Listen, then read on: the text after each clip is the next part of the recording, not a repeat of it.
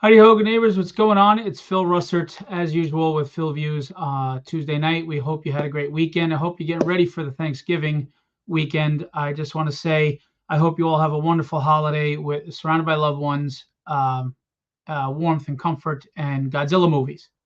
Anyway, um, very excited tonight because we always talk about the mainstream and we talk about the big publishers, which is wonderful. We all grew up on them, we love them, but we often don't give enough credit to some of the great pioneers in the industry. And these are the people that went the independent route and made long lasting, well revered, and loved titles, characters, etc., all with their own creative genius, not the backing of big publishers, not the marketing machines that they have. And they really are an inspiration to us. It's the Eastmans and the Lairds and the Billy Tucci's and you know, Smith's for Bone, and I don't know. I'm thinking blank. Anyway, and tonight's guest is one of those pioneers who I had the great pleasure of meeting in person at Terrific Con, and him and his wife are just really lovely people, very very nice, very gentle, very kind people, and he's just an amazing talent between his art and his writing. He's an independent legend to so many. And in 1996, he launched a title that all I can say is it helped continue putting the independent market on the map. And we really have to appreciate these creators because without them, I mean, we wouldn't have all these amazing characters. So without further ado, I've gone on long enough. I'd like to introduce to you from his own company, Abstract Studios, Eisner Award winner, creator, artist, writer of Strangers in Paradise, among other titles we're going to discuss, Terry Moore. Hey. Hi. Thank you for that wonderful introduction. You read it just like I wrote it. Thank you. Yeah.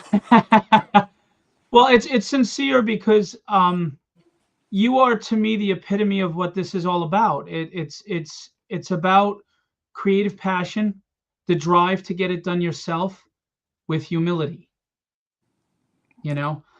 So very very excited to have you on tonight. And your art, I mean, we could talk about your writing, we could talk about your art, and either way we're going to talk about how great it was. So I'm just glad to have you on. I know Billy had you on last week, but I technically had you booked first. Yes, you did. Myron said Terry's work is fantastic. Love Echo. Excellent. Thank you, Myron. And we will discuss Echo. So for those who maybe are a few generations later after the 90s and they're just getting into comics or catching up, could you tell us a little about yourself, who you are, and your resume? If I just stay to comic books, I started with my Strangers in Paradise, an indie title, and that ran for like 12 years, from 93 until like 2007.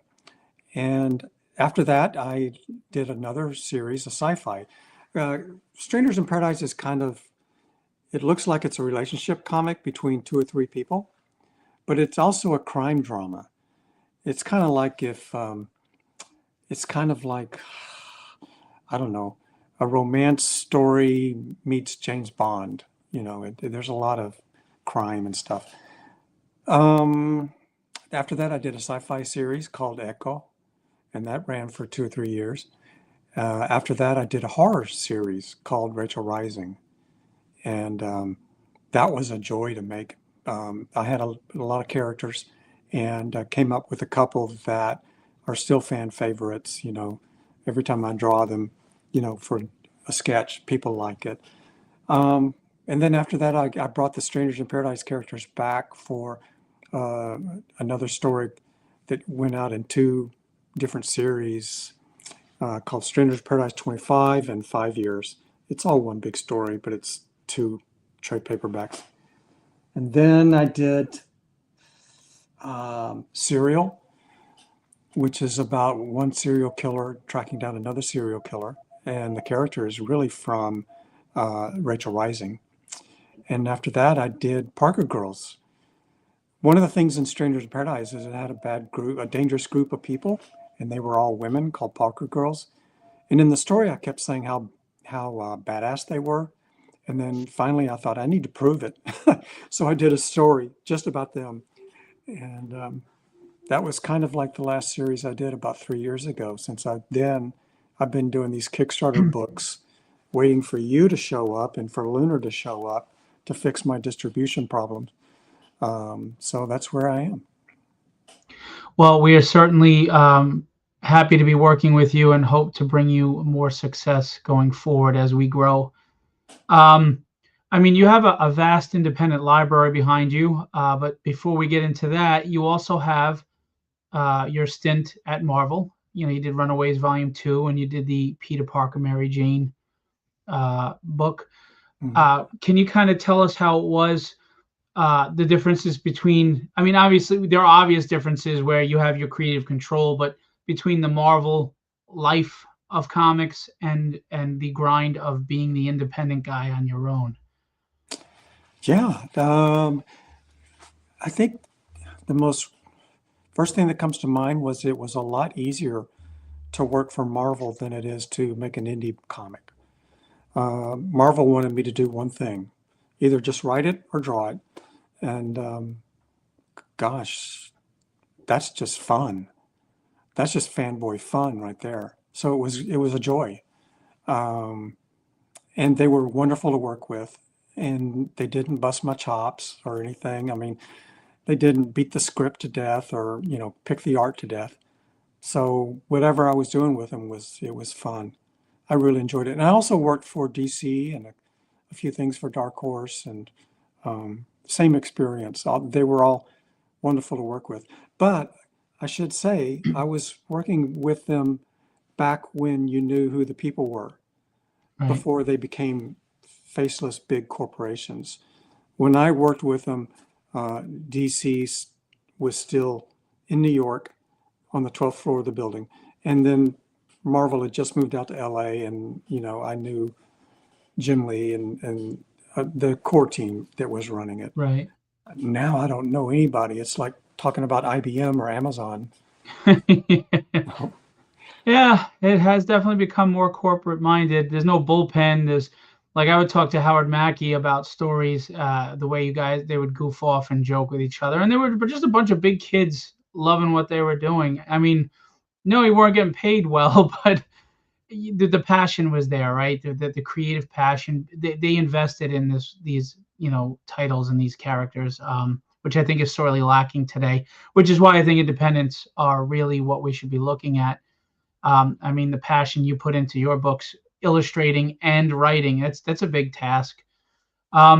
So being that you do both, do you write out a script and then draw it, or do you just start drawing and what's your process with that? When I was doing the longer stories, I would write out a script, and I would use Final Draft and just put it in TV script mode. Okay. So if you were to look at one of my scripts from those days, it would look like a TV script where there's mostly character dialogue and then just minimal description. Kachu walks into the room, Francine's on the couch, talk, talk, talk, talk, talk. Freddie comes in, just simple. Well, being that you're the artist, you would be able to know what the Exactly. background's going to be, what the emoting is going to be, etc. So Yeah, I would already know in my head, okay, Kachu is wearing, a winter coat, and Francine has nothing on but a chocolate. She's covered in chocolate on the couch for no reason. I would know that. I don't have to describe it. So what is your writing background? Like, did you formally get educated in writing, going to school for it? How did you come about being a writer? Because obviously, you're artistically brilliant, but you're also writing is brilliant. So, no, I don't have any real college education. I went, one semester at a junior college, and then went straight into bar bands, and was just playing in cover bands. what were you playing? What instrument? Guitar. Oh, I'm a drummer. Yeah, there you go. Well, I love you because you're on beat.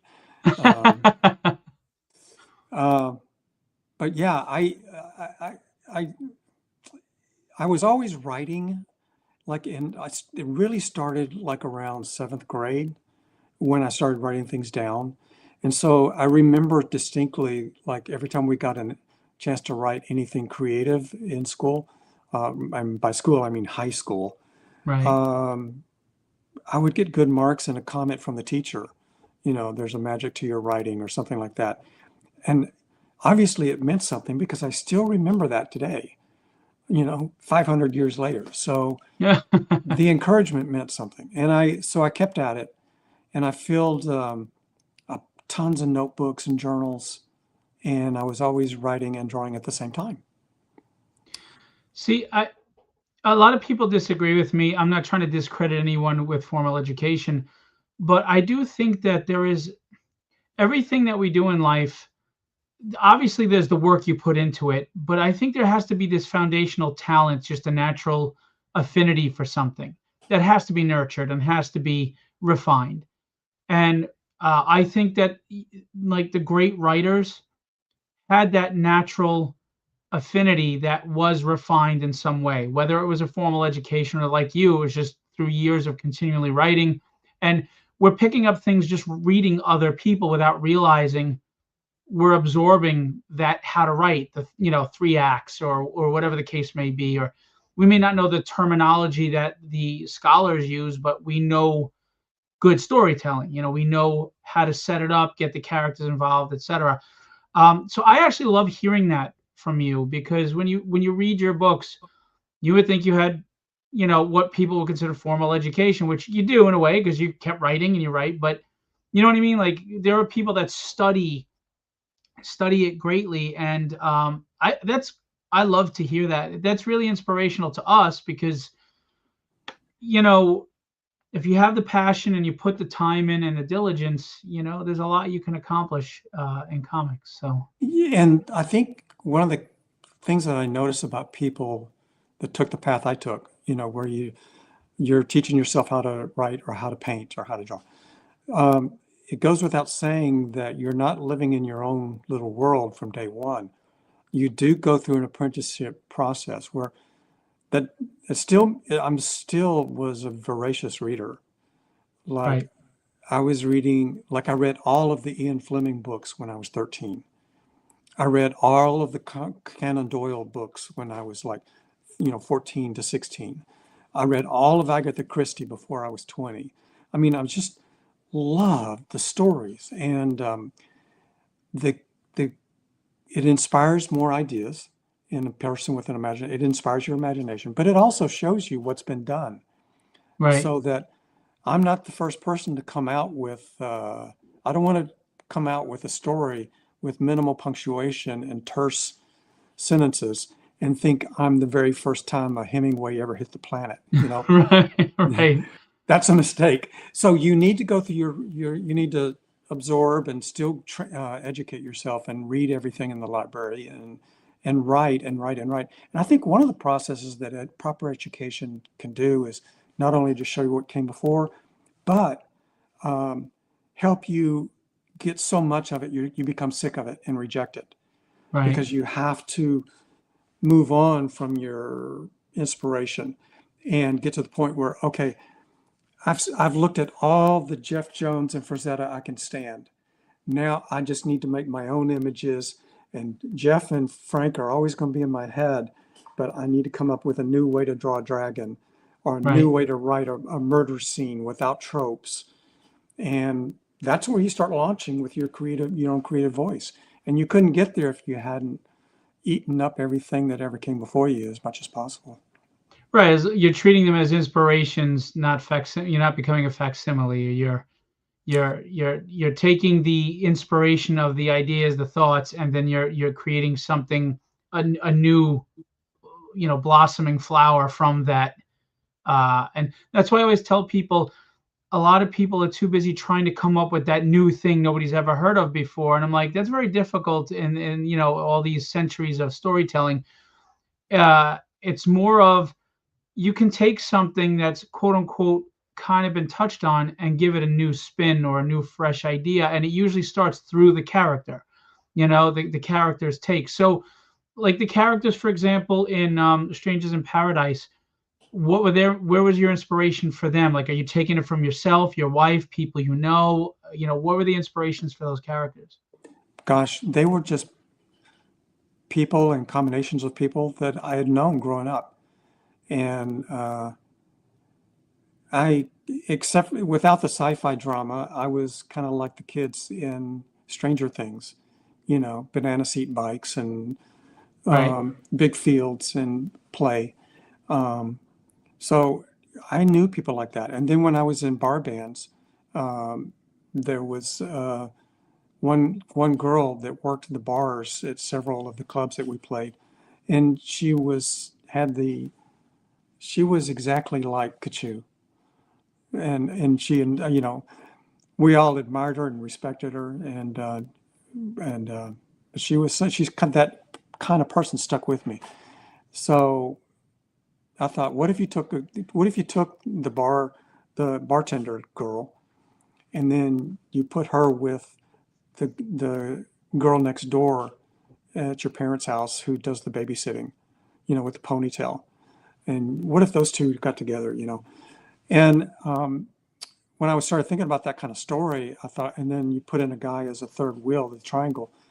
I was thinking this is a whole lot like a Hollywood trope, love movie where you've got the alpha guy and the two different women choices. So I thought, what if you just miscast it and put the bartender girl as the alpha and the guy and the babysitter are the two betas, and then write that love story and give Kachu all the male dialogue. She's having these same talks and arguments and points that the guy would have. And it just sounds fresh just because it's coming from her. And it's a way of getting you to listen to it again without without tuning it out because it looks too familiar. Right. I was Yeah. thinking that, if we're looking at a story, whether we read it or watch it on the screen, if it's too familiar, if you think you've seen it before, you kind of give it half your attention until you see something you don't recognize, and then you're paying attention again, and then it goes Right. back into familiar, and you're kind of like, okay, well, let me know when something new comes up. Yeah. Now, so do you have a preference of which you enjoy more at this point, the illustrative part or the writing part, or do you just equally love them both, or in combination, or? It's man, it's like two of your favorite foods. You love them both, and they're so different. But writing is where you can build a world and build the characters that you love and can think about. You know, Drawing is where you can get to see them and you go visit them and see what they look like. They bring them to Um, the world, exactly, yeah. you need them both. I see it all as one thing. I feel like um, it's like a singer-songwriter. Would you rather just write songs or would you like to play them too? And Right. you talk to Taylor Swift or Ed Sheeran, and they're going to say you can't separate the two. It's the same thing. I'm drawing what I write, and I've been doing that since I was, 6. See, I'm glad that you said that because I really hate when I see these battles of writers saying they're more important, artists saying they're more. I'm like, this is a visual medium, but you have something to visualize. So they're both equally important. You can't have one without the other. And I agree with you. I can't draw. I don't have the patience for drawing. It takes a lot of discipline to draw. Writing has its own discipline as well, but artistry can be a little laborious at times, doing backgrounds and couches and cars and stuff, and not everything is always flash and bang. Mm. So I respect artists that can really grind and sit down and put in that time, because it is a labor of love you have to crank your neck and your back and be leaning over a table every day. I remember when my first meeting with your wife, and you were there cranking away drawing because you had a lot on your plate, and you look over and you'd say something because you were listening to the conversation, but you're working, you're doing what you got to do.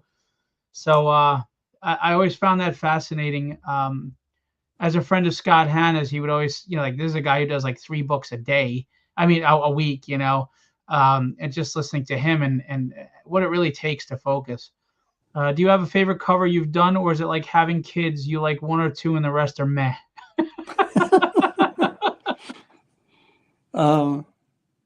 There were a couple of covers in Strangers in Paradise that I really adored. One of them was really a lift from a fashion magazine. Back in the 80s, there were magazines where you could buy your clothes and pick out your clothes and things like that before the internet. And so you get these big, beautiful pages, slick pages of a gorgeous photograph. And one of them was this lady all wrapped in winter clothes, and she was crouched down in kind of a Spider-Man pose. And I pulled that sheet out and kept it. And back in those days, an artist would have, what do you call it? Tear sheets or something like that. There was a word for it, where artists would pull the picture out of the magazine and keep them in folders, and you'd use that for inspiration or reference. Just like now, if you're on the internet, you'll grab a picture and save it. Right. God, everything's so physical back then. Anyway, that picture ended up being that pose, one of the Strangers in Paradise covers. And the colorist who did that, I think it was Pat Duke, back then, he did such a beautiful job that I fell in love with it. And I thought, God, I'm so proud of that. And then there was another one. The first time I ever used colorist Brian Miller, I sent him a cover to Strangers in Paradise. And when he sent it back to me, he had colored it so brilliantly that it took it to a whole new level. Let's see if I can find these for you right here. Sure. Because this is kind of like a put up or shut up moment. Like, okay, prove it, Terry. And there are your guitars. Nice. They're right here. Okay, so this shelf here is all the Strangers in Paradise that you guys need to order from Phil. And then here's all the other series, Echo, Rachel Rising. And we have those too. All of this. Okay. And while he's looking for that, I do have to say this. One of the things about your art is your pencils, they're very clean and tight, but there's a softness about your art. I don't know if that makes sense. Yeah. That is really appealing. That's because I went through a big phase of loving the 1940s and 50s good girl illustrators like Gil Elvgren and all those guys. So, I love that kind of art, and I still strive for it to this day. Very cool. Okay, where is this other one? And just so everybody knows, there's 62 hours left, and we're going to get into this. There is a current Kickstarter campaign by Terry Moore right now on how to draw 2026, lessons for the new artist and the seasoned veteran. We're going to go over that tonight in the hour, but I just want to let you know that is available to go check out and pledge. Okay, guys. Here is there's the cover I was talking about from the model pose. Nice. And the model really pretty much looked like that, except for I made the kachoo with the hair and all that. I don't know. It's very 80s. You can see the MTV stuff going on. So that was the first cover I got that was better than I had done before. And it kind of set a new bar for me. And I loved it. And then the first time I used Brian Miller, he sent back this. And wow. It really got my attention. This was issue 31. 31, yeah. And Veronica is just crazy and wicked, and it was just perfect for her. And you can imagine that the glows and all that were not there. It was just a black and white thing. It looked like I was drawing Black Widow or something. And then Brian is the one who put in the glow and the life to it. So if you could point to what you think was your penultimate piece of art that you felt like really showcased your best and brightest of your talent? What can you pinpoint it to? I know probably maybe a couple, but one point in your life or what you would say. And the Yeah, same question for writing. yeah. The art that I'll always remember, and I kicked myself for selling it. I guess what you're saying is, which page did you regret selling? Because I always sold my art. I wanted it dispersed into the world because every time I read an artist's biography, there was always a chapter about the studio fire. So, so no studio fire for me. I want my art out there. Um, yeah, back over here to the library real quick, and I'll show you this.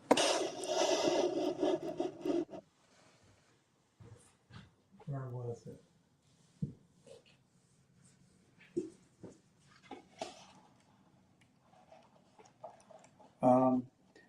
I did a thing where Darcy and her brother were out walking, and I couldn't. They were in her yard, but it's a yard in Holmby Hills in L.A., and I really wanted it to be decadent, to show how powerful and wealthy she was.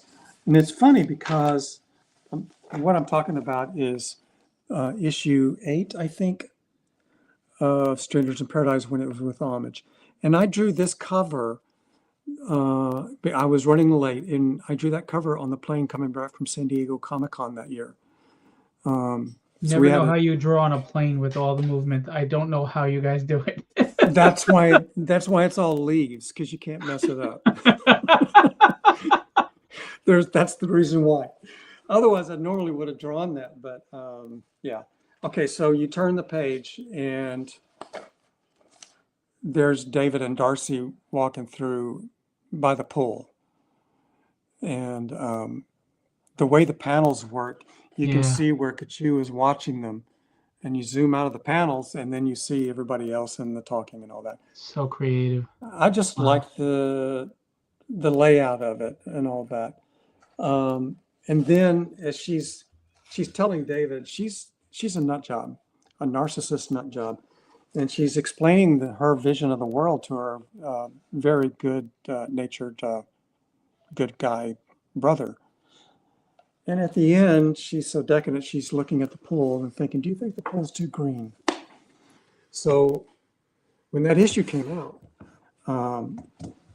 a guy was criticizing the issue because it was no longer about Francine and Kachu in a house arguing about will they, won't they? And he was saying, yes, the pool is too green, Terry.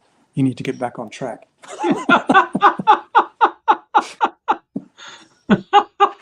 Good times.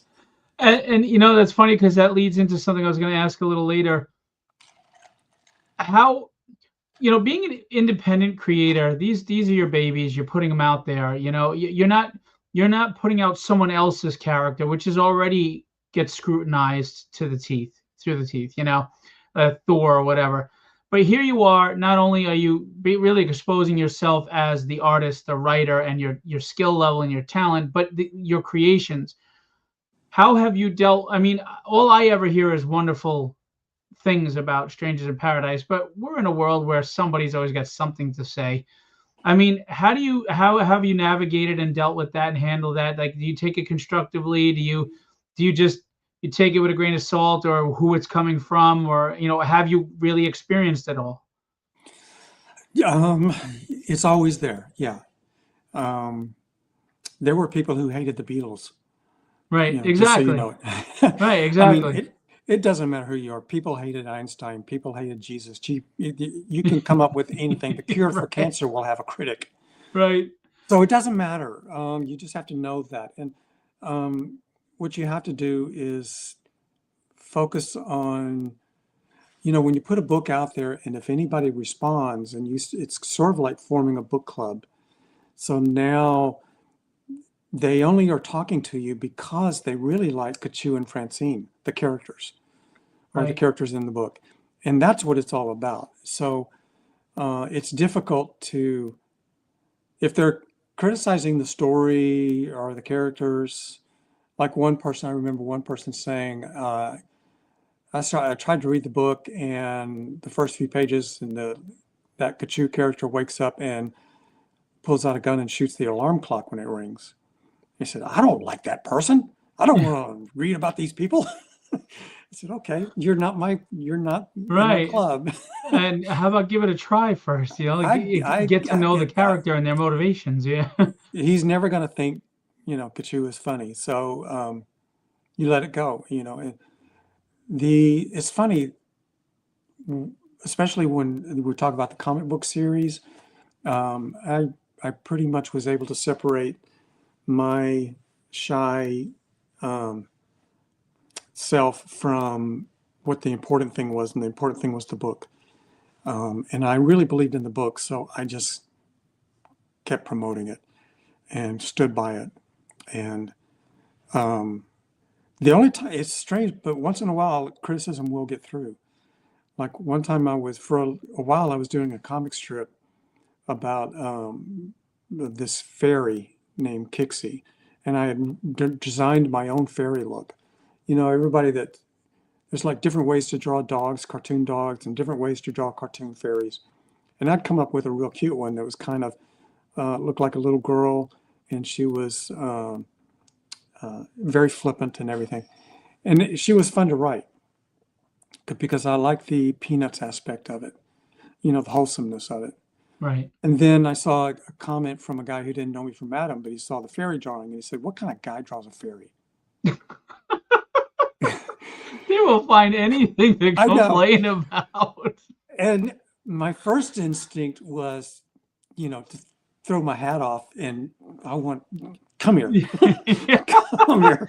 And you're a calm guy, so yeah. I know I'm a calm guy, but I was like, oh man, geez. And but it did that one stung, and it kind of took the fun out of it. And I thought, well, maybe the world has changed, and it doesn't think, if you couldn't put Peanuts out today. So I don't know. See, I'm a believer in everything's cyclical and it comes back eventually. And you know what? I hate to say this, but fandom is often susceptible to suggestion. Like you tell them what the hot thing is and they start believing it. So I say just put out whatever the hell you want and they'll either come around or they won't, but at least I love what I'm doing and I enjoy it and we go on. I mean, obviously we have to be able to afford it, but so what is it, because you're an artist you decided not to do this as a prose book and you wanted to have the visual storytelling? Because comics are so freaking hard. Like there had to be a part of you that said, I'm sure I'm going to be spending a lot more money and time making this a comic than I would be if I just did a prose series. Oh man, you're so right. Because the Strangers in Paradise ended up being over 2,000 pages long. That's 2,000 drawn pages, and every one of them looked different they all look different. And imagine how many books I could have put out if I was putting out like 300 to 400 page pop fiction books. I could put out one a year. I would have had like 13 or 15 of them by now, just like all the Barnes and Noble writers, and probably would have done better. But I love being able to see them. And I love being able to do the expressions and all that. And I think, reading a book is more like listening to an audio book. I mean, you're just getting one aspect of the imagery. And because I grew up loving movies and TV, I could see them. And I wanted to let you know what they look like too. But I did use prose in the story. There are entire pages of prose in Strangers in Paradise where there is really nothing great to look at. So I switched to, here we are in the novel, it's page 830. And for the next 3 pages, we're going to be descriptive like a novel and tell you how they got from one city to the next. And then we pick up when there's something to look at again, Or if there's a song that's they're listening to on the radio, I put the music in there and it's an original song from my band days. Or if there's poetry, like there's a book of poems that they all read that was influential in high school, and it's just stuff that I made up.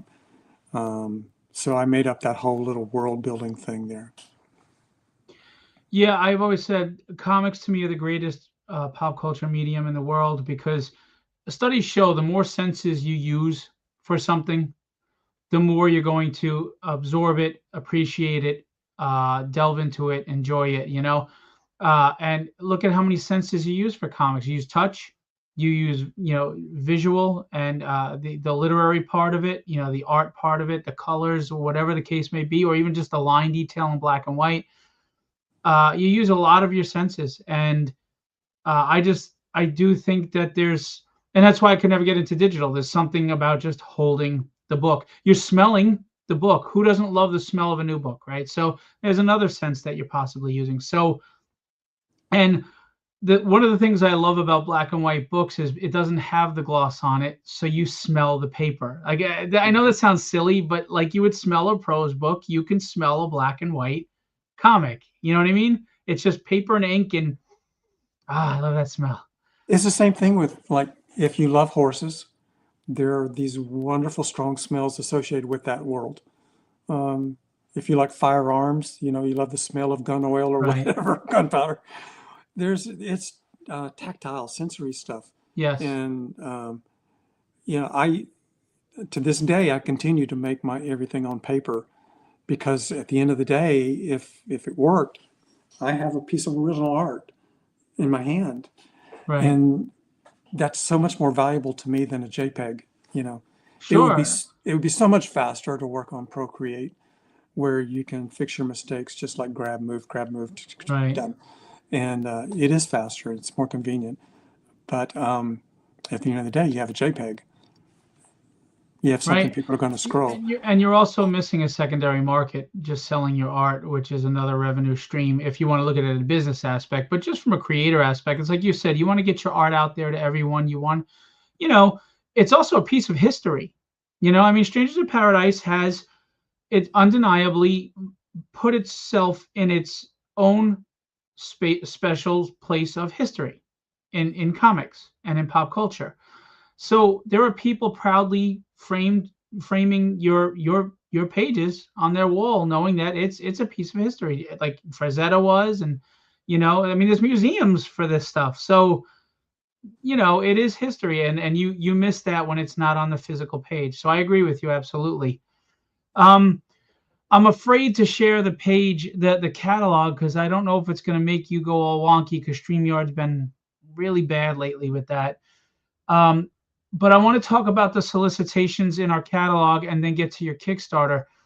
Obviously, we have Strangers in Paradise. The first, was it 3 volumes or 4 volumes in there? The 4 volumes, omnibus volumes in there. We have Echo. We have Rachel Rising. We have quite a few things. We also have Trigger Warning. So if you want to give us, most people know who you are, but maybe they're new to comics, or maybe they're not. I've always heard about Strangers in Paradise, but I don't really know what it's about, or whatever the case may be. Starting with Strangers, let's give them a little synopsis of what's available in the catalog and why they want to tell their retail to pick it up. Yeah. Strangers in Paradise is a long-running series that follows the lives of Francine and Kachu, 2 girls who are opposite, very opposite, like I described earlier.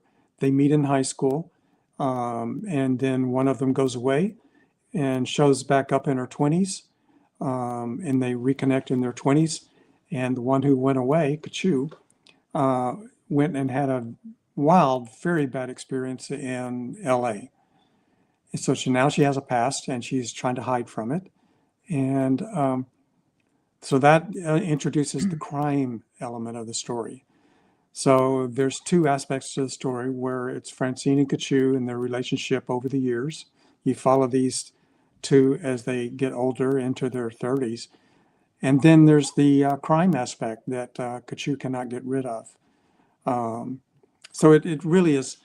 I wanted to write a love story, but I'm a guy and I need things to happen. I don't want to talk about relationship all day. I want a car chase somewhere. So yeah, it's got a lot of action in it. That lady Which right there. makes you fundamental in getting more females into reading comics, though, because this had the best of both worlds for the men who wanted the crime drama, the action, and women who like a little more romance and still like crime drama and action. So, I mean, Mm-hmm. and these are 484-page omnibuses, guys. The Mm-hmm. 4 volumes. We have hardcover and the soft cover. So you have the options here, and you can tell your retailer, tell your local store that you want these.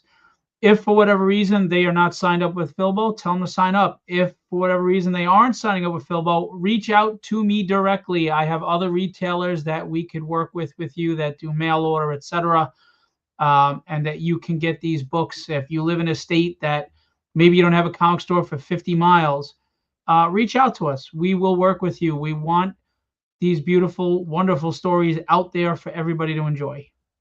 Are we willing to do airdrops from an airplane if they're out Yeah, in the middle of nowhere? I'm working on the air on the pilot right now. Okay. You just got to be able to catch really. No, I'm just kidding, because we couldn't afford parachutes. But by the way, your wife is just a wonderful person and obviously very smart. She said to me, we made sure that we got Abstract Studios, so knowing that all catalogs are alphabetized, we want to be at the top, Uh-huh. A B. But Yeah. she should have done a Abstract Studio. Yeah. Yeah. So A you're A. abstract studio. The only people that got ahead of me was Aardvark. There you go. Tell us about Trigger Warning. Trigger warning. So, Strangers in Paradise, the series ran for a while and then ended in the 2000s.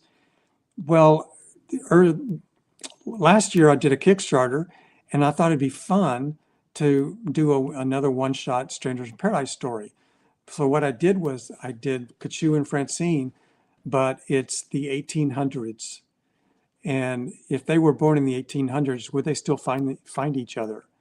So I did a really fun story about Kachu as a gunslinger traveling through a small town, and the lady running the boarding house is Francine. And first thing Kachu has to deal with is Billy the Kid. So, yeah. Again, Nice. we're not going straight to the boarding house and getting a meal. We're going to go straight to the saloon and meet with Billy the Kid, who is really upset, and trouble ensues. Awesome. And this is a 32-page book. So Hmm. if you want to jump on board and get a really nice related story, again, you're getting the whole universe here. Yeah. And then we got a lot in the catalog. We are proud to have you with us. The We hearts and the appreciate you being with covers and us. softs. Yep. And we have Echo. Echo. Okay, after Strangers in Paradise, I wanted to do something completely different. So I did a science fiction story. This is my sci-fi story. And the basic idea was, what if the lady that you see on cover there, what if something happened and she became in possession of the new deadliest bomb? And once she realizes it's a bomb, do we trust her to have it more than the government? Who should have it, her or the government? And she makes the decision that she can't trust the government with it because the first thing they want to do is test it. And of course, if they test it, it'll be worse than the Tsar bomb. It will set the atmosphere on fire. And so she runs, and now it's a chase story. So it's a sci-fi chase story, and she's got this wicked stuff on her. It's pretty cool. I would love to see this movie. Have you ever shopped it to try to get it licensed? Yes. I've certainly told people when they talk to me about Strangers or Rachel, I always say, and I have others too, like Echo, you know, but Very cool. everything has to wait its turn, Of course, and it's a grind. Now, I'm going to be honest with you. The prices, your cover prices, are really, really affordable for readers. I mean, this is a 632-page book, and it's the complete edition. And we're looking at $40. So, I mean, Hmm. in a day where prices have gone skyrocketing, this is a great way to get entertainment. 632 pages, guys, for a really affordable price. Tell your retailer to invest in these books. You want them in your pull list. Remember, you have the power. If five of you go into your retailer and say, I want Echo, I want Strangers in Paradise, I want Rachel Rising, etc., well, then they're going to order those five plus extras for the shelf. They want to know that they're going to sell these books. They want to know that people are interested. So um, you got to go out there and show your support and tell the retailers to get them. And if you were following along through the years, okay, but now you have these collected volumes. You can put those books safely bagged and boarded away, and you can get the omnibus, and that's what you can crack open and enjoy and read without worrying about the original books. I Yeah, mean, exactly. And the way things work now in the retail world, things are so tight that you pretty much, unless it's something from the big 4 or 5 publishers, if it's something else, you really need to let your store know, I want that, so that they will order it. You can't just walk into the store and expect to find it, you know. right. Charles, yes, sir, it is. Yes, it is. I'll prove it to you, Charles. I'll grab a copy.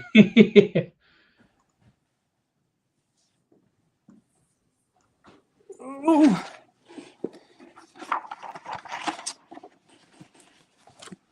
So here's the book that you're going to get.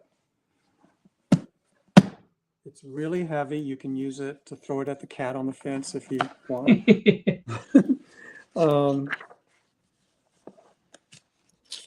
Whoops, sorry.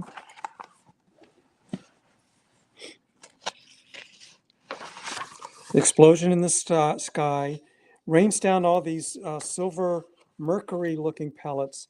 They get all over Julie. They will not come off. And she goes home, doesn't know what's going on. The stuff will not come off. And she's down on her luck person living out in, a national park somewhere. And it starts growing on her. Eventually, by the end of the story, it's going to completely cover her. These are the guys that made the stuff. They want it back. And they're not very nice about it. So the park ranger, Dylan, is trying to help her. And once her husband, estranged husband, doesn't understand, the team that's looking for her, and now the chase story is on. One of the problems is that it also got on a crazy man in the desert. And he's not as balanced and well think and thoughtful as her. And so there's a lot of things where really good action scenes, and because I like Tarantino movies too. Nice. So yeah, it's kind of like a movie for me. I was just drawing a movie, and this is like my storyboard for the movie. And Nice. but yeah, there you go. My favorite character in here, I'll share it with you. There's a Chinese scientist who's brilliant. Unfortunately, he's working for the wrong people in this one, and he kind of gets in the way. And there's an explosion in the lab, and it blows the bottom of his jaw off. And through weirdo getting super hyped up on medicine and all that, he manages to keep going and survive without the bottom jaw, and it's just a mess down there. It was really fun to draw. It was like a Frankenstein thing, to draw it. And the other thing was that it all is leading to a collider in Alaska, a secret collider underground, 26-mile ring.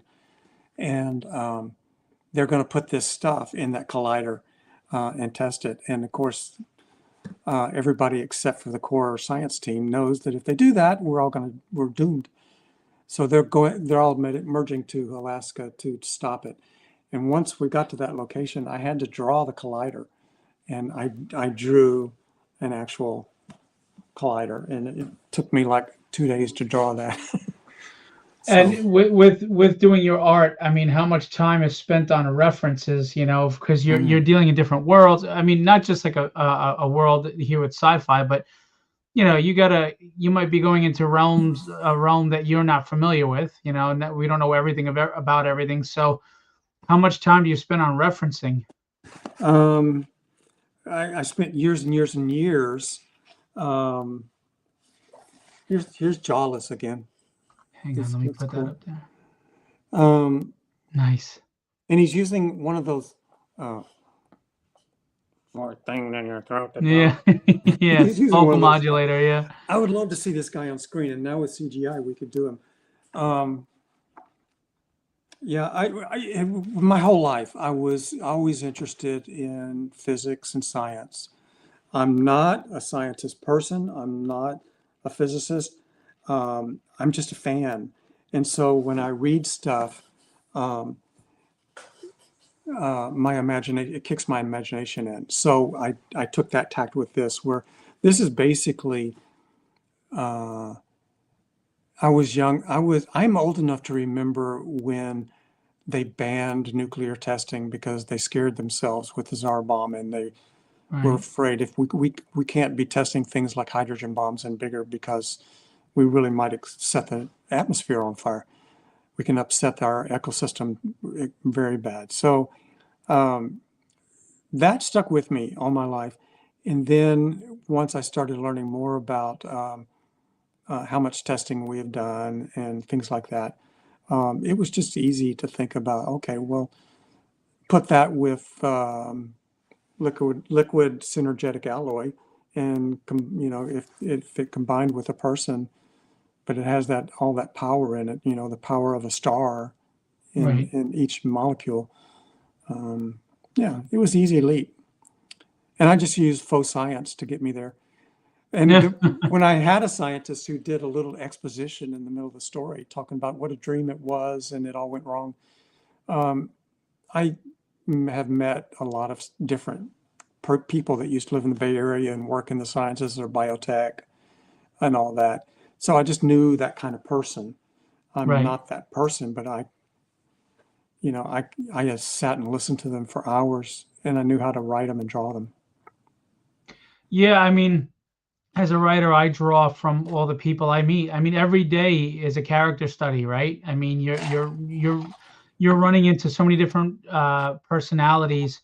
But at the core of things, most humans have very similar ways that they behave or respond to certain stimuli, etc., with minor nuances. So yeah, every day is a character study, just being Yeah, I alive and put out it there. like I describe it like the artist is the one who stares. The artist is the one who stares at you. The writer is the one who listens to you. Right. Because even if what you're saying is bullshit, I will let you finish your sentence in case you say something new. Or maybe I just want to know how to write bullshit. So that's why you listen to me. Every word. I'm writing it all down, man. That's Horrificon. You said, no, I'm interested. Tell me what you were saying. That's why. Okay. You Yeah, wanted to tell know me how to more, write Phil. Tell me bullshit. more. Oh man. So we've got Motor Girl, which is 112 pages. Tell us about that. Ah, that started with a drawing of a attractive young lady in a dirty uh, t-shirt and fatigues with uh, a blowtorch, a welding torch, Right. and she was standing in front of a gas station. And I don't know, it just came out of the nowhere. And I showed it to Brian Miller, who was coloring me at the time, and he said, "Dude, if you did a comic with a girl and a gorilla and a motorcycle, every guy on the planet would read it." So I Okay. began to think about it, and I was between series, and I thought, okay, now why is the gorilla there? And then I came up with this thing of the invisible friend from PTSD. So, the stories like Harvey with the giant rabbit, the movie, Hmm. and Calvin and Hobbes and all that. Right. So, she's a veteran with PTSD from the war zones, and she comes back to America, and she's working at a junkyard in the desert, and she's got her invisible friend, the gorilla Mike, and they're talking. And Mike is the way we know what's going on in Sam's head. Her name is Samantha. And you would think that that would be enough, but there's a lot of UFOs out there,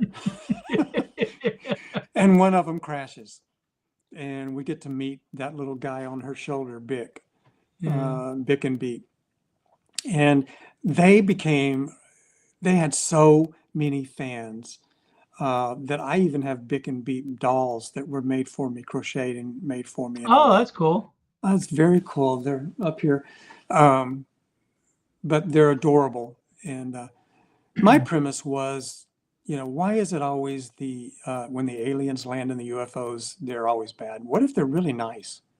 Right. And what if they're just, maybe not that bright and they crashed here by accident and they're really, really sorry. So I don't know. There's some levity there. That's because the male alien didn't want to ask for directions, so they got lost and they were. Well, it's two males, yin and yang. They do not get along, and they're not listening to each other clearly. So yeah, there's a really funny scene where you don't even have to understand what they're saying, but you can understand the body language where they crash and the little door opens and Bick stumbles out dizzy, and Beat walks up behind him, kicks him in the butt, knocks him 6 feet down into the ground, and he's laying there on the ground, and Beat starts yelling at him, beep, beep, beep, beep, beep, beep, beep. And you can tell that they've been arguing all the way down to the crash. So. Like the Odd Couple of Aliens. Yeah. Very cool. It sounds like a comedy book, but it's actually very touching because of the PTSD and the story behind it. And I think these characters help her kind of work it all out. It's funny because everybody talks about how Tom King introduced PTSD into comics and this and that, or did a big focus. But there are stories out there, PTSD, that are like really hit home. As someone who my life is very revolved around PTSD, whether it was my father or what was given to me, there are people walking around every day that you have no idea what that does to them or what they're dealing with, the sleepless nights, the uncontrolled anger and rage that they try to deal with, just the way they react to a simple situation, a noise or a behavior that seemed like nothing to you, but it triggered them. It's one of those things that doesn't really get enough recognition or talked about. And to be honest with you, I have not read Motor Girl, but now I'm going to have to buy one of the copies of the inventory I have because I'm very, very interested in that. Well, there are nuances to PTSD that people don't understand, or they won't know. Yeah. When I was a kid, all the movies and TV shows were, and all the old men that I met, all the mature people that I met, they're all World War II vets. And so I grew up with World War II people. And then when I hit my young teen years, Vietnam happened. So it was hard enough, the PTSD stories that we had in the 50s and 60s, it was hard enough to deal with PTSD when you knew we had to go out there and do that. We were really and literally trying to save the world. But then when the Vietnam War and then all these military actions happened, people were coming back. My peers, people I went to school with were coming back going, why did we do that? Yeah. It's that's not the same thing as World War II. Why did we do that? And nobody could ever wrap their heads around it. And it got worse and worse as the decades went by. So there's, I don't know, people,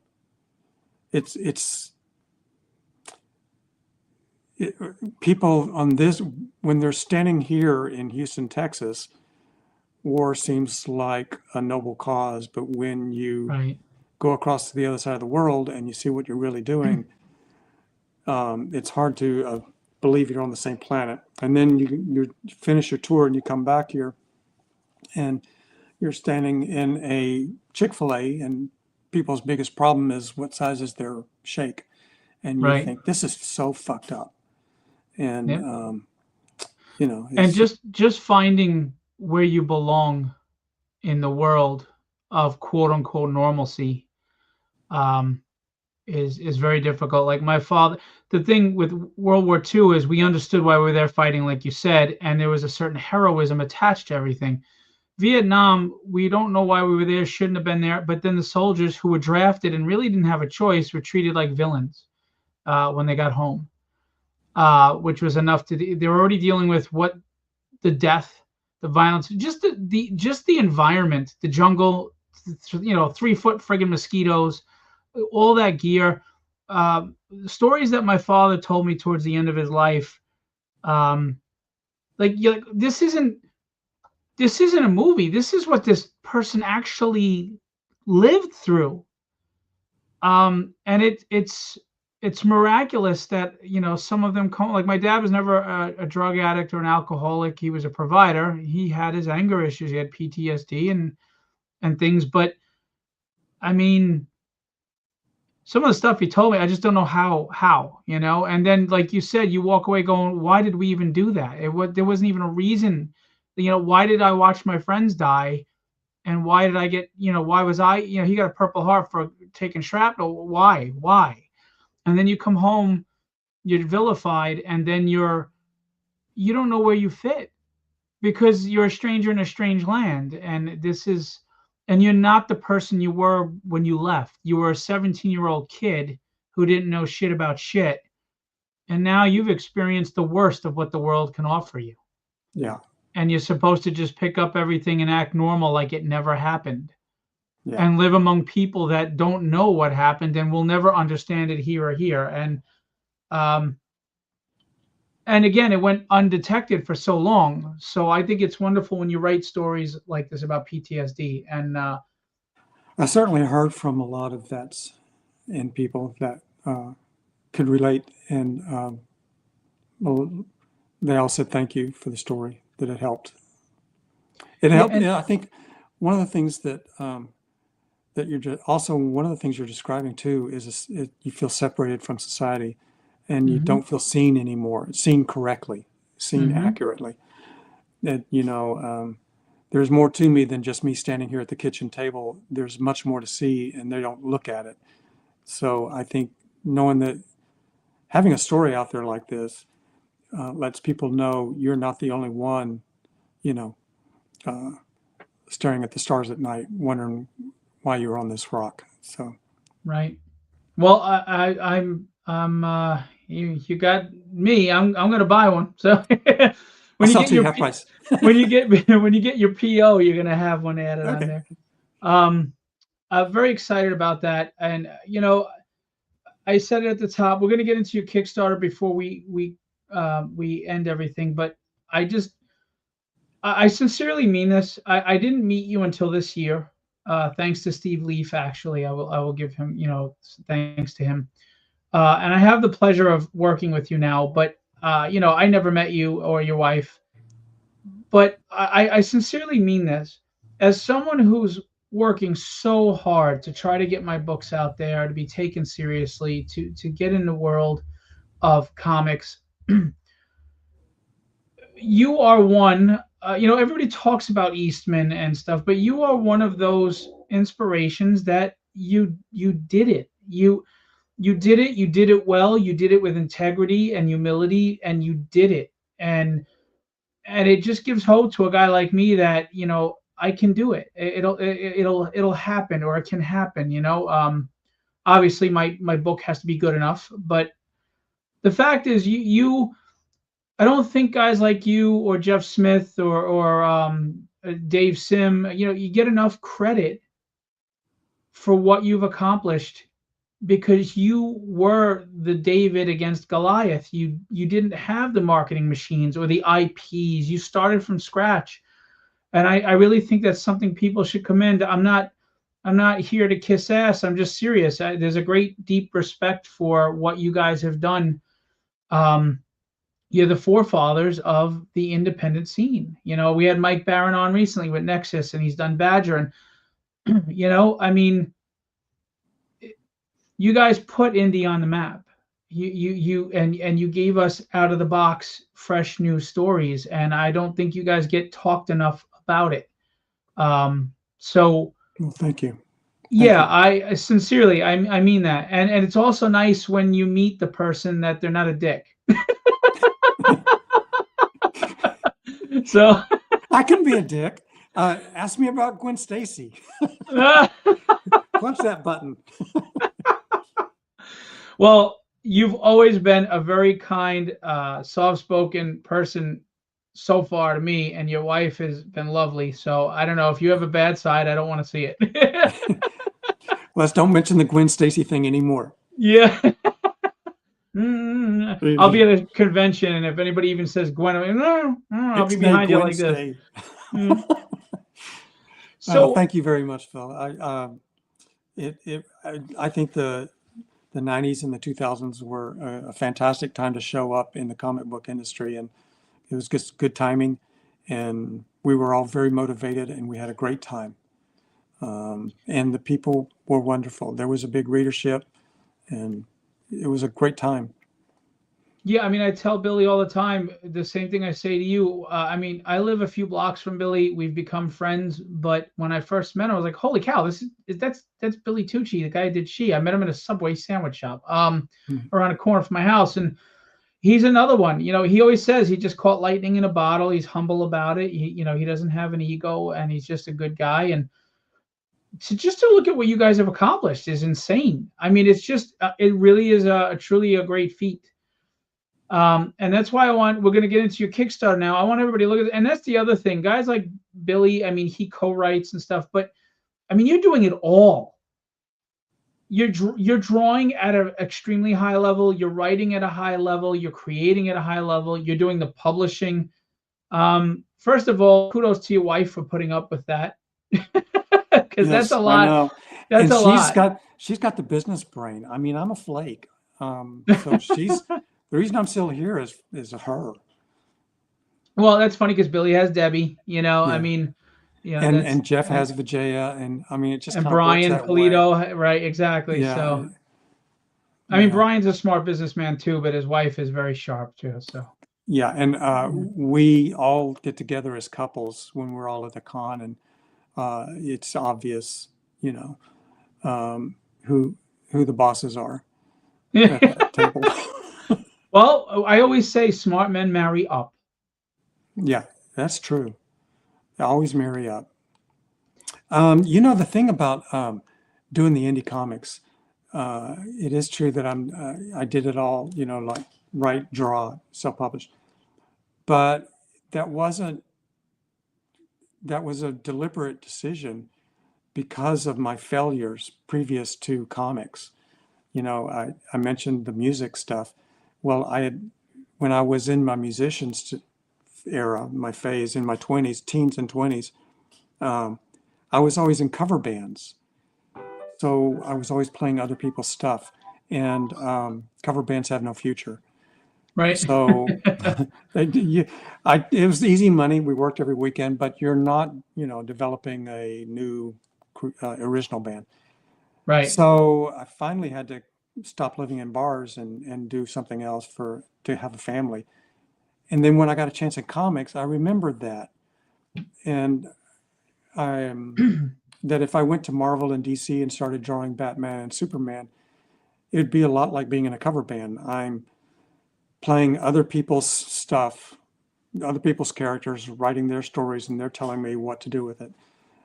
As opposed to be that singer-songwriter who believes in themselves and just, it's all or nothing. Either my song works or just forget it.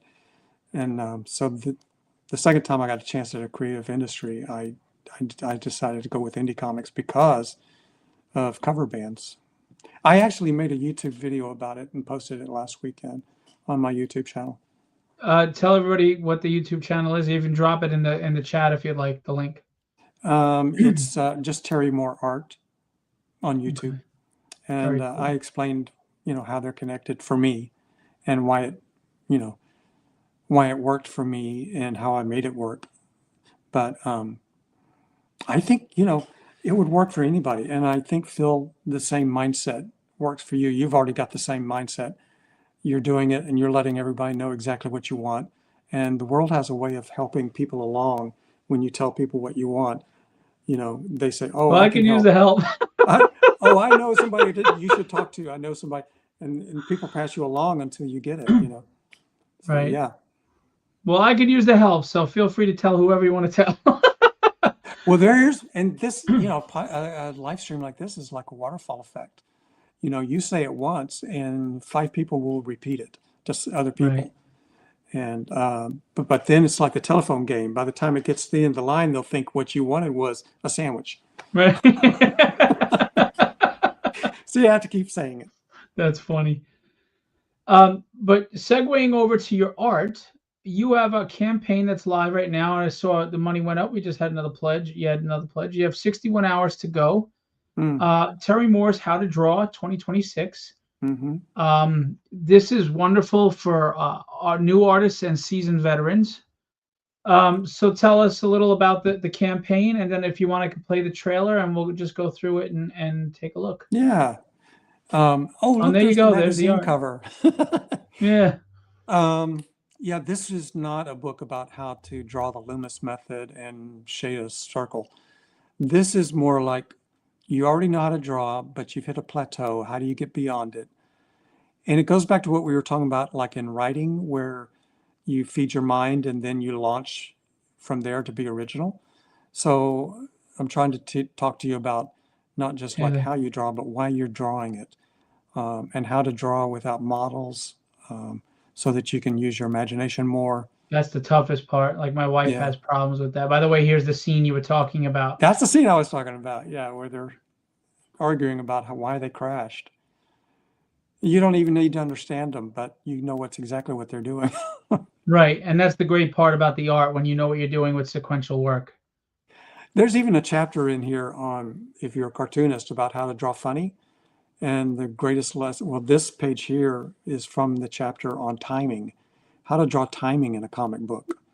That middle panel there, you are providing the timing, whether it takes 5 seconds for that beam light to go past, and then she wakes up after it's passed.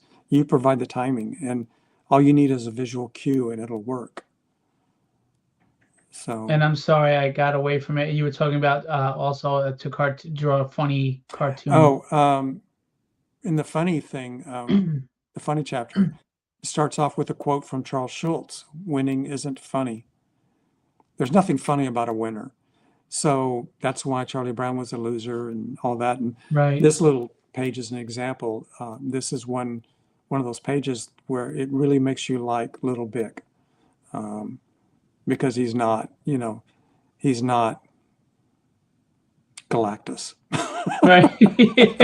He's the underdog. He's the little guy. There's The Galactus is not funny. Bick is funny. that's and wow, look at that. And look at the different art styles. That's what's amazing. There's a chapter on Art Nouveau.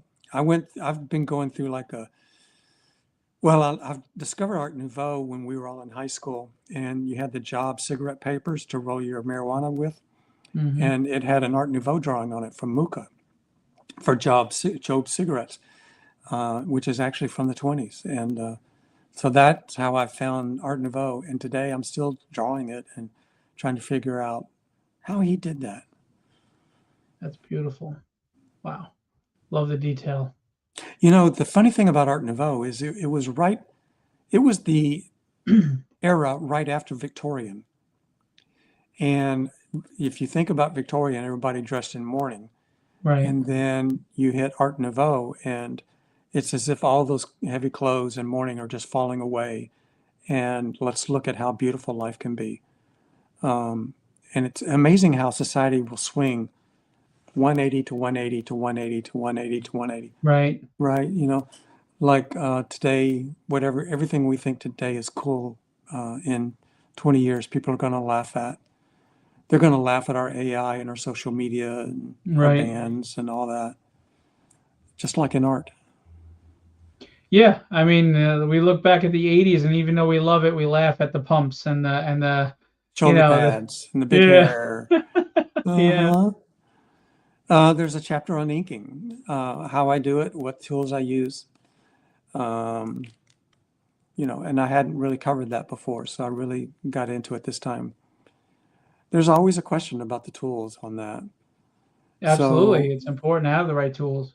I have a very in-depth chapter on tools, tips, and templates about the measurements, how to make comic pages, and um, how to get them so that they scan level, so that when you get them into Photoshop or whatever, you're not having to adjust level. Everything is perfectly square right from the scan. Little tricks like that that'll save you a lot of time and grief. Add-ons. That's a bookmark. Kachu Nouveau. A book plate, actually. And pens. There's actually, the Rachel Rising pen there is actually black and white, like an old Universal horror movie. That's cool. That's what the pen's going to look like. I just thought it was really cool. Like Frankenstein. And there's another pen, a lapel pen. It's going to be small, like 2 inches tall. And the Fear of Death story, the new Rachel Rising story that I'm doing, a one-off issue. And that's Mamale, the angel of death on the cover there, which is not a good sign. You don't want to be seeing her. If you see her, that's a bad day. That won't be a good date. Oh, and we still have copies of the big coffee table book. That thing is about 12 feet tall by 8 feet wide. Weighs as much as a Volvo. Should come with a set of wheels and a handle. But it is really beautiful inside. If you buy, let's see, 6, 7 of them, you can have a house. Yeah. Oh, yeah. Well, you could definitely buy 7 of them and then flip them on eBay the next day and have enough money to probably buy lunch at McDonald's. No. That didn't go where you thought it was going to go, did it? Yeah, really. I think. And for the first time, I'm selling prelims. Every time I do, a finished piece of art, it started on a piece of copy paper as a pencil sketch. And then I light box it up. So I'm selling these prelims now for, a fraction. I think that's probably $3 worth of art right there in that one picture. It's funny that you say that, though, because years ago, Billy was like tossing out these roughs that he was doing. And I go, Billy, what are you doing? He goes, what do you mean? I go, that's art. He goes, it's just roughs. I go, it's roughs to you. There are fans that can't afford your hundreds of dollars pieces that you could sell that to them at an affordable $50 or whatever, $40, and they get a nice piece from you. And maybe eventually they get you to tighten it up with inks in a future. That's art. Don't get rid of that. And he listened to me, and he was selling some roughs. So yeah, he always is underestimating his worth. He's a humble, down to earth dude. He's what's up, bro. He's just easy going, and he's just, I don't know. He's the your pal down the block. Yeah, he's definitely in the circle of trust. Yeah, he's been good to me. Him and Yes, Debbie me have been too. wonderful to me. We've been friends ever since we met at his first San Diego, I guess in 94, 95. Yeah, he's got a lot of friends in the industry because he's just a down to earth. He is what you see is what you get kind of guy. And Debbie is again, she's been really, really good to me too. So you see something bad about them, I'll fight you. Oh yeah. You got a lot of people coming after you if you trash talk them. Yeah. And then you got Trigger Warning, the Trigger story. Warning. Yeah, Gunslinger Kachu. And the interesting story here, Phil, just like on the Rachel Rising one shot I'm doing, you can buy all the art. It's one of the things offered in the Kickstarter. So when I did Trigger Warning in the last Kickstarter, you could buy all 20 pages of art and the cover, and it all came together. It was like $10,000. And a guy in Florida bought it. And Nice. One of the perks was you got to be in the story because I hadn't drawn it yet. So his back shoulder right here that's the guy who bought the story, Oh, who bought all cool. the art. And he actually is on, like, he's in the final scene, the last 3 or 4 pages where he confronts Kachu. And he and actually Jimmy Palmiotti as well, because they know each other. And so, yeah, you got to be in the comic.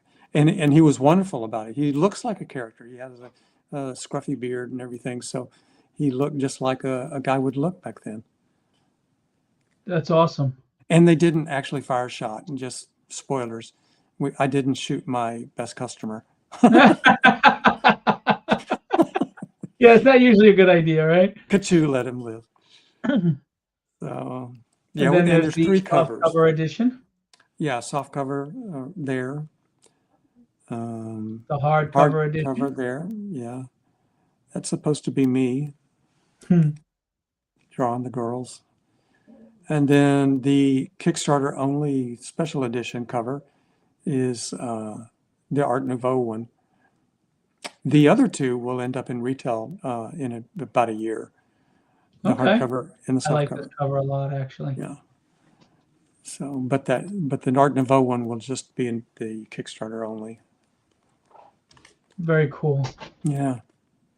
And of course, the color enamel pin. Mm-hmm. Plato from the comic strips. There's that there's fairy I Kixie. was talking about. That's Kixie. What kind of guy draws a fairy? Yeah. I don't know. Very cool. Yeah, and Cowboy Kachu, Cowgirl Kachu, Little Big Pen. And then you have your stretch goals. Yeah. Upgraded paper has been. We made it to upgraded paper. I don't know. It takes $25,000 to get a ribbon bookmark. My God, man. And I'll tell you something right now. I love the lay flat format so much. We are going to do that anyway. Yeah. I had it there as a goal, but I'm going to do it anyway, but just because it's so cool. And this is actually a textbook. What is lay flat format? Well, it has, instead of having a totally stiff binding on the edge of the book, the spine, it has the kind where the pages will lay flat and not have a wave. Oh, wow. So you can lay it on the table and write on it and all that, and it's not going to. And I also made sure to make my margins an inch away from the spine middle so that nothing disappears into, Right. The book itself is designed very, very friendly for anybody who wants to put it on a kitchen table and start drawing from it. Fantastic. Yeah. And you are, I think, what, 14,000 away, something like that? 60. All right, so 15,200 and was that $84 away? Okay. Boy, you're good at math. You should start a business. Yeah. Something involving inventory and numbers. Yeah, really. That's awesome. Should I play the video for everybody? Oh, okay. It's a 3-minute video, and I'm explaining what's in the book. And I was sober when I did it, so it makes more sense than tonight. Let me pull this off for 1 second because I might have to check the audio on this. So hang on. Share because I might not have turned on the audio. There we go. Okay. Let's play it. Good luck. Hey, thanks for checking out the Kickstarter. So How to Draw 2026, that's going to be an expanded edition of my How to Draw book that has long been out of print. The added chapters, I have a new chapter on inking, a new chapter on Art Nouveau. I've gone through and updated the text. I've added new art throughout. It's just a totally new edition, revamped, expanded, new and improved, ready for 2026 and the future beyond. So if you look in the rewards, you'll notice that we have some really cool things waiting for you down there. One of them is, of course, offering the original art for the covers. The How to Draw will have 3 covers, a soft cover. This is the original art, and a hard cover. This is the original art that is available. and a special edition hardcover that is available only through the Kickstarter. And here is the original art for that. All of these are available in the rewards down there. Another thing I'm really excited about doing here is a one-shot Rachel Rising story. I did this in the last Kickstarter with Strangers in Paradise. It was a 20-page story and a 32-page comic, and it was just a lot of fun. And everybody seemed to enjoy it. I want to do it again with Rachel Rising for this Kickstarter. So I've already drawn the cover, and there it is. That's Mamale, the figure of death in the story. The story comic is called Fear of Death. She's pretty scary to me. I'm afraid of her. So, and the great thing about this that I think is so cool, we're offering all 20 pages of the story as a reward. Back that reward, you will get the cover art and all 20 pages of the story art collected all together. You'll have the entire thing. And here is what typical Rachel Rising story art looks like. It's on 11 by 17, pen and ink. And this is from Rachel Rising comic book number 33, but this is how I work. This is what it will look like. Another thing we're offering is prelims. Before I do a pen and ink drawing, I'll always start with a sketch on 8.5 by 10 copy paper. And I have now quite a little collection of these. This is what prelims look like for me. And you can find them listed in the add-ons below. Take a look. I'm very excited about this, and I'm glad you're checking it out. I really want this book back on my shelf, and I hope it'll end up on your shelf too. So check it out. Cool. When I shot that, I had only had my braces on for a week. I could barely talk. Yeah. Where are we here? There we go. I have these braces now. They're clear. That's funny. Yeah. Oh, I didn't even notice your brace. Yeah, okay. Yeah, I got these Invisaligns here. Because I kept doing Zoom calls, Zoom things and panels with people like you that have these big, beautiful smiles. And I have teeth like a Kentucky moonshiner. And I thought, well, I got to get my teeth fixed. I'm lucky I still have my teeth. My wife, every time I say something stupid. Yeah.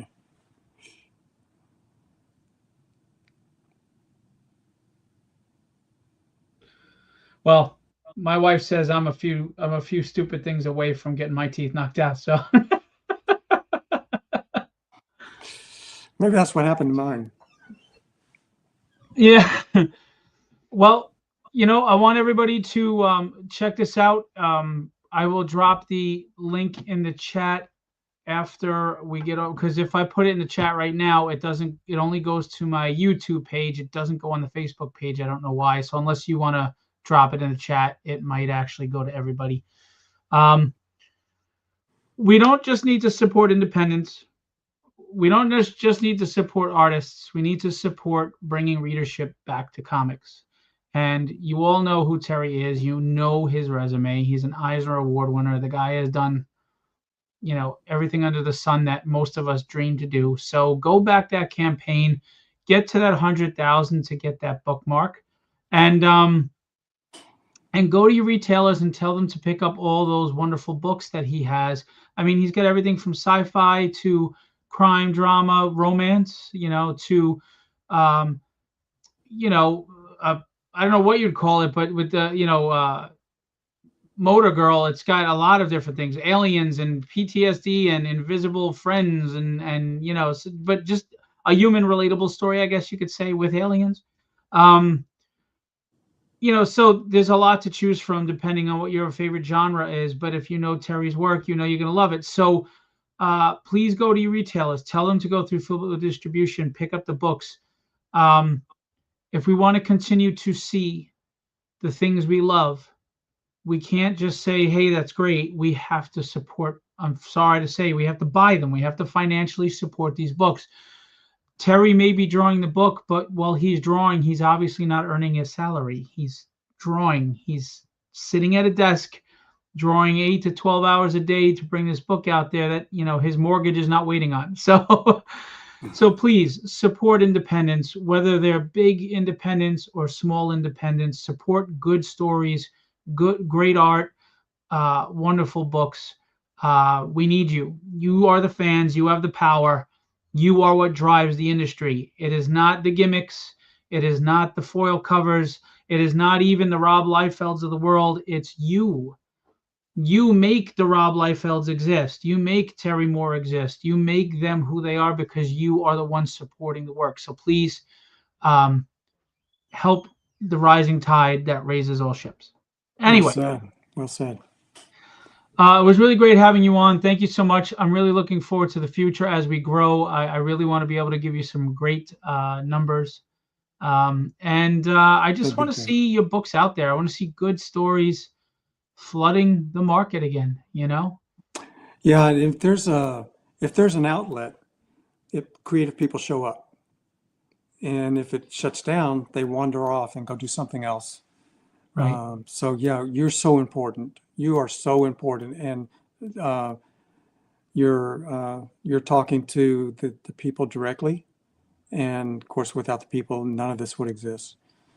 So yeah, this is important stuff you're doing. Thank you. Well, I think it's all of us. I mean, like I said, we're all playing our part, and Yeah. that's what's important. And uh, I grew up. Before we go, I grew up in a neighborhood where I had the old Italian couple next door passing meatballs over the Mhm. fence, and I was going to the store and shoveling their walk for them. And my neighbors across the street was sitting out on their porch every summer night saying, "Hello, how are you?" And we were looking out for each other. And it's that old saying, "It takes a village to raise a child." We had community back then. Social media and everything, we may be able to reach all over the world, but we're not community anymore. It's very competitive. It's cutthroat. It's isolated. It's you versus me. And that's not how this industry is going to thrive. If we all work together, we all build each other up, we all support each other as best as we can, whether it's likes or shares, or it's a dollar contribution to a campaign, or whatever, or just spreading the word. Um, we do this together or we fall together. And the industry is too important, and it's hitting its hard times. But if we all step up, we can get through this, and we can thrive even better, and we can get back to the time where comics were really booming. And I feel that will happen. I look forward to it, and hopefully I'm part of that solution. Um, but either way, it's a fun ride. I get to talk with people like you, and meet people like you, and work with you, and Billy, and Kevin, and Will Spratasi, and all these amazing people. So it's kind of a dream come true for me. Um, so anyway, Abstract Studios, Terry Moore, Strangers in Paradise, Rachel Rising, Echo, Motor Girl. Um, so much to choose from. Please go check out the catalog on our website, www.philbodistribution.com. Tell your stores you want it. And go to that Kickstarter, Terry Moore's How to Draw 2026. It's got a lot of great tutorial stuff in there. And there's a lot of great art. Even if you're not an artist, you might want to go on there just to get some of the beautiful art. So there's something for everybody. Thank you, Phil. Right. So I'm going to leave us with how I always leave us. Be legendary and have fun storming the castle.